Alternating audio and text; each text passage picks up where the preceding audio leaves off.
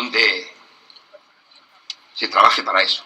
Y sobre todo, la España de la solidaridad, donde en este país no se excluya a nadie por ninguna cuestión. Aquesta senyora que és de l'Estat li està dient al senyor Miguel Todos García somos iguales. que se li acaba Eso es el lo que queremos, temps una España más justa, más diversa, más plural.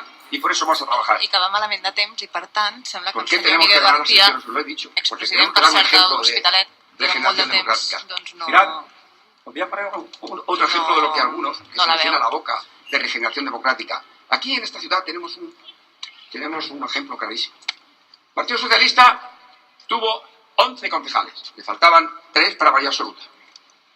Pues ¿qué ha hecho? I la senyora Algunos doncs, señores de continua Guayen, estant una que los mica expulsaron del partido, insistent tenían que perquè, pasar clar, al grupo mixto. perquè la cosa va per allà. Lo que han hecho ha sido comprarle los votos para en los despachos conseguir los votos que no le dieron las urnas, para estar más tranquilos. Están a 1 hora, ya les falta menos, que una abstención tendría suficiente. No están acostumbrados a gobernar conveniando con la oposición. Porque como yo le dije un día a la alcaldesa cuando tomamos posición, señora, vos, como le decía un rey, o sea, un noble al rey, vos sois más que nos, pero todos nos somos más que vos.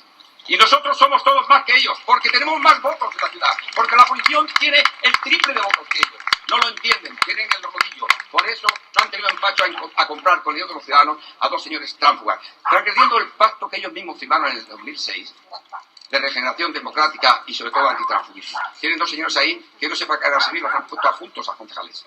Pero mire usted qué manera de regenerar la política.